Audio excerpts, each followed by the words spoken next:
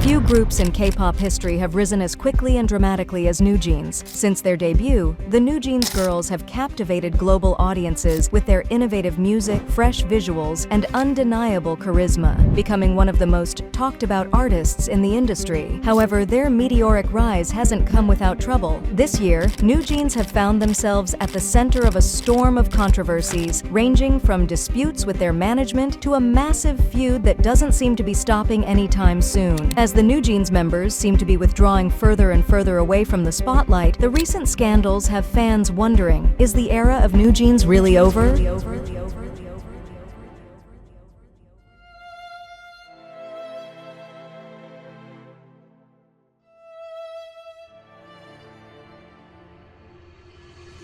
The meteoric rise, NewJeans burst onto the K-pop scene in July of 2022, and from the start, they made waves with their refreshing look and sound that stood out in an already crowded industry, especially as 2022 also saw the debut of fantastic girl groups like Hybe, Les Seraphim, and NMIXX, among others. Embracing a nostalgic Y2K aesthetic, NewJeans used the style of the late 1990s and early 2000s to resonate with trendy Gen Zs, while their music also brought back the pop and R&B sounds of the past. This unique blend of style and sound immediately set NewJeans apart in the girl group chart war, drawing the general public with an approachable and fresh vibe that felt new to K-pop. Behind NewJeans' success was the artistic vision of Min Hee-jin, a former creative director at SM Entertainment, responsible for some of the company's best conceptual eras, and then CEO of Adore, a subsidiary of the K-pop conglomerate Hybe, the label behind the group. Her influence was obvious in everything from the group's cohesive visual style to the rollout of their music and promotional content. However, it should be noted that from NewJeans' debut, fans have had mixed opinions on Min Hee-jin's influence, especially after the group released the song Cookie, whose lyrics were, according to fans, far too sexual for a group comprised of, at the time, mostly minors. This led many to look back on Min Hee-jin's past, criticizing her for sexualizing minors throughout her career. That being said, Min Hee-jin's marketing played an essential role in building NewJeans' early momentum, leaning into surprise releases, most notably with their debut album and the viral hits Attention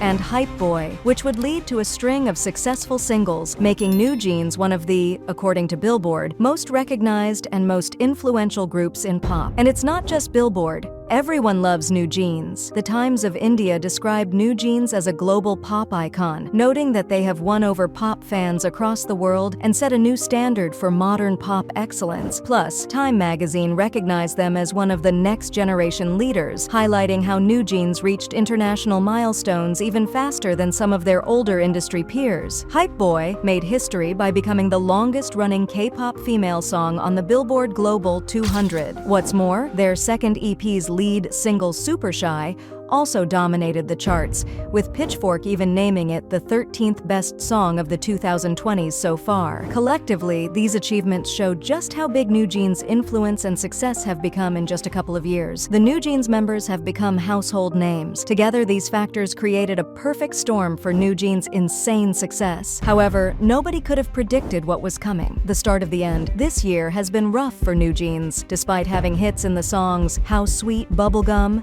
and Supernatural, throughout 2024, NewJeans has faced serious challenges, largely thanks to the internal disputes with their management company, Hybe. Basically, it all started when, in April 2024, Hybe held an audit of Adore. To explain simply, NewJeans is managed by Adore. Adore is owned by Hybe. This audit led Hybe to accuse Adore's CEO, Min Hee-jin, of trying to orchestrate a takeover hijack of the subsidiary. The company wanted Min Hee-jin to step down. This resulted in a dramatic press conference on April 25th, where Min Hee-jin emotionally defended herself against the allegations, expressing just how committed she was to NewJeans and how, even if she wanted to, she couldn't take over Adore because Hybe owns 80% of the subsidiary's stocks. During this 2-hour event, Min Hee-jin explained that the accusations were based on out-of-context messages, and she also accused Hybe of plagiarizing NewJeans, specifically in connection to Lee. Lee has been copying NewJeans in all areas of activity, activities, including hair, makeup, costumes, choreography, photos, videos, and event appearances, Min Hee-jin said. This press conference led to Hybe's stocks dropping over 12%. In response, Hybe reported Min Hee-jin to the police, and B-Lift Labs sued her for defamation of Lee, with the company saying, "The members of Lee have been facing unjustified malicious attacks, ridicule, and slander, in spite of the fact that the members are unrelated to the accusations at hand." B-Lift Labs was later also joined by LeSserafim's company, Source Music, who also sued Min Hee-jin. The day after the court ruled that Min Hee-jin could stay CEO, helped greatly by the petition sent to the court from both the NewJeans members and their parents, Min Hee-jin held a second press conference on May 31st. Although in this press conference, she suggests reconciliation with Hybe, it doesn't work, and in August, she ends up leaving her post as CEO, with her October request to be reinstated recently rejected. To make matters worse, Hybe ousted Min Hee-jin without even telling the members of the group, sparking a power struggle within the company and leaving NewJeans completely out of the picture. Haran told fans, "We found out about the news of the CEO's dismissal through an article on the very day it happened. It was so sudden, and none of the members had ever imagined such a thing." 2 weeks after Min Hee-jin left, on September 11th, the NewJeans members bravely took to an anonymous YouTube channel to demand that Min Hee-jin be brought back by September 25th, openly sharing their dissatisfaction with Hybe's new management. This was a significant milestone because typically K-pop groups, especially idols early in their careers, are expected to sit idly, waiting on the sidelines as the executives of their companies bicker and fight. They are definitely not expected to send the conglomerates in power an ultimatum, but that's just what the members did. In the live stream, the NewJeans girls expressed how frustrated they were about what they described as a toxic work environment and a lack of basic support from the company, with Minji ending the live saying, "If our message has been properly conveyed, we hope Chairman Bang and Hybe will make a wise decision to restore Adore to its original state by the 25th, and Honey adding, "All we want is this legal conflict to be resolved and have our working environment returned back to normal the way it was before." But it didn't work. September 25th came and went, and Min Hee-jin didn't come back. Troubles, testimonies, and turbulence. Although Min Hee-jin might not have returned, a lot came from that guerrilla live stream. For example, while live, Hani shared a personal story about a time where she was clearly disrespected by a Hybe staff member, one of, according to the members, the countless examples they have experienced bullying while working under Hybe. This raised serious concerns, and on October 15th, Hani shared her personal experiences in a testimony before South Korea's National Assembly Labor Committee. Her testimony highlighted incidents of disrespect, which led her to feel convinced the company did not like NewJeans. In the televised audit, Hani explained in full, "We have a floor in our building where we do hair and makeup, and at that time I was waiting in the hallway because my hair and makeup were done first. I said hello to all of them."